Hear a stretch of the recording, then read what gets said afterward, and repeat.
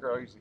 I mean, you know, I just feel so fortunate to come out of this with a win because this morning, this morning when I pulled up here and saw this lake, I've never been on it in my life. When I saw it, knew where we were at, knew it was a clear water lake, knew it was made a lot like Lake DeGray at home.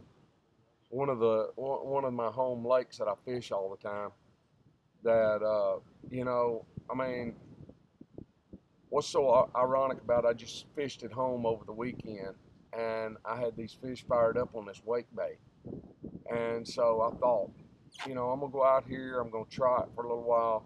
If the thing gets to pumped up and gets to going, then hey, I'm going to stick with it and I'm going to ride this horse, you know.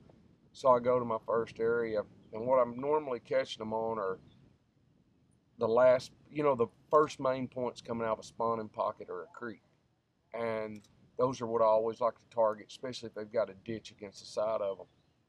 And I found one this morning right off the bat that really looked good to me. And I take off across it and I go to waking it. I mean, they're just blues blowing up on it, you know. And I mean, I'm catching them. And I catch a good bag this morning, whatever I call it, 20 pounds or whatever. Well, I go back. We get a lot higher wind in the middle of the day in the second period. The wind's really smoking. And we've got quite a bit of sunshine when we go back out.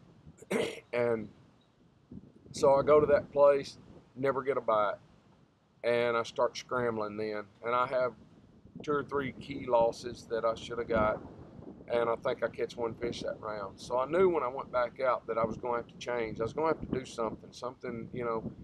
Well, when I'm running up the lake, or down the lake, I'm sorry, and I'm running down through there in the starting of the third period, I noticed that the winds let up quite a bit. Wasn't near as rough of a ride, and we had a pretty good haze of clouds. So I stopped back on that same spot this morning, you know, this in the third period that I started on this morning. Like my third cast, I catch another one. And I thought, okay, it's on, you know, here we go again.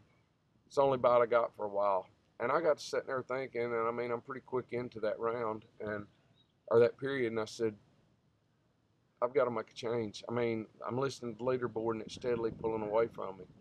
So I knew there wasn't that many largemouth that far out. I'd fished too many places.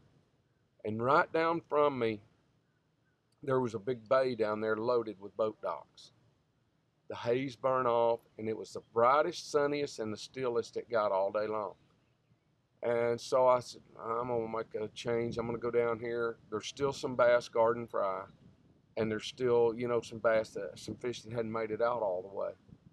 And the very first bite I get in there is like a 4-pounder, and I lose it. And I'm going, oh, this is unbelievable. Go around that set of docks, go into the next one.